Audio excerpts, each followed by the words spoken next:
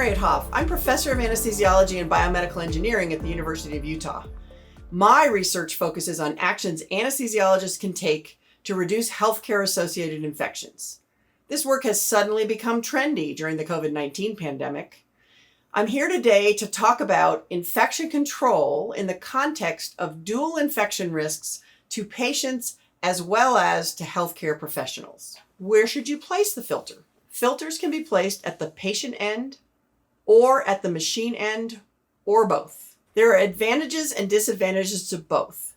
Considerations include whether they protect the patient, the machine, or both, how much dead space they add to the circuit, how much weight and bulk they add and where that weight and bulk is located, how much they increase the resistance, whether you can incorporate a heat and moisture exchanger with your filter, and whether they protect the anesthesia professional from aerosols.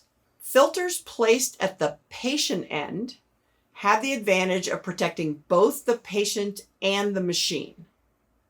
A combination filter and HME can be used. The downside is that they increase dead space and add weight and bulk near the airway, so they potentially increase the risk of dislodging the airway.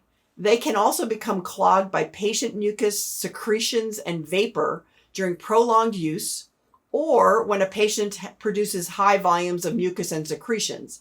That is particularly important in a patient with COVID-19 who presumably is producing a lot of secretions. Filters that become clogged with mucus or otherwise wet must be changed because that clogging increases resistance and makes it more difficult to ventilate the patient. Another consideration with patient end filters is that the same surface in the filter is used to capture pathogens both on inhalation and exhalation. The most common patient end filter placement has been to place the filter between the elbow and the circuit. One concern that has come up quite a bit during the COVID-19 pandemic is that placement of the filter between the elbow and the circuit does not protect the gas sampling line from virus. However, most commercially available gas analyzers include a filter rated at least 99.99% VFE and BFE, so it's not critical to protect the gas sampling line in actual practice.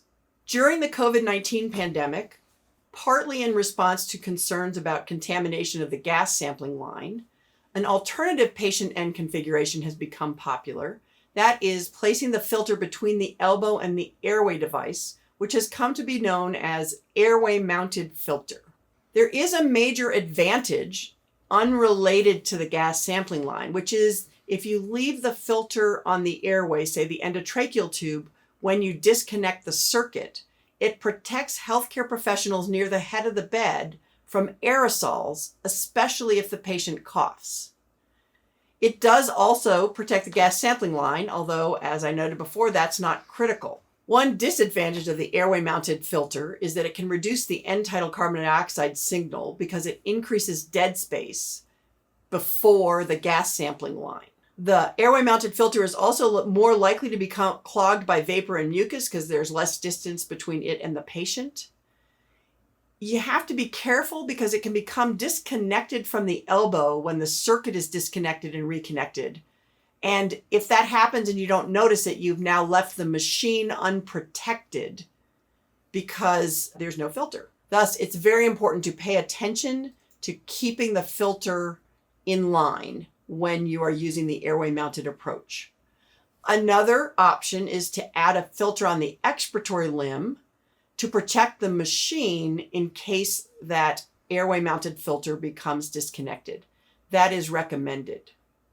I will say this has actually been the standard configuration at my institution for many years, largely as a mechanism of protecting healthcare professionals in case the patient coughs during emergence. That's the advantages and disadvantages of filters placed on the patient end. What about filters placed on the machine end? Advantages include that they don't add dead space and the weight and bulk are carried on the machine, and so they don't add potential to dislodge the airway. The distance from the airway means that they're relatively protected from contamination by vapor and patient secretions. A disadvantage is that they cannot be combined with HME because the HME won't function unless it's close to the patient's airway. Machine end filters do not protect the gas sampling line, but as we discussed before, that probably doesn't matter. They are much less likely to become disconnected because they just sit on the machine. They do add some resistance, although not as much as at the patient end. They do not protect healthcare workers from patient-generated aerosols. A common practice has been to use one filter and to place it on the machine connection for the expiratory limb. That configuration reliably protects the machine from the patient, and if the machine is not contaminated, the patient should not be able to suffer from cross-contamination. Another option is to place two separate filters, one to protect the machine and one to protect the patient. Because expiratory and inspiratory gas is filtered separately, there is less likelihood of pathogen migration. Two filters, of course, increases expense, resistance, and waste. A commonly used configuration is to have one filter on the expiratory and one on the inspiratory connection.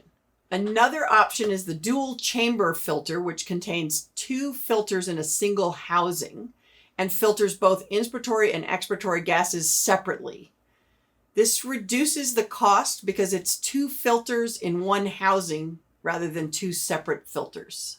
Another configuration is one filter at the patient end and one at the expiratory connection, which I already discussed when talking about patient end filters. Thanks for watching this discussion of filters. What are they and where should you place them? I hope this has added to your knowledge of how filters work and when and where you should use them, and will inform future decisions on which filters to purchase and where to deploy them. In our next video, we're going to talk about the ways in which COVID-19 has changed anesthesiologists' perception of filters and even their use.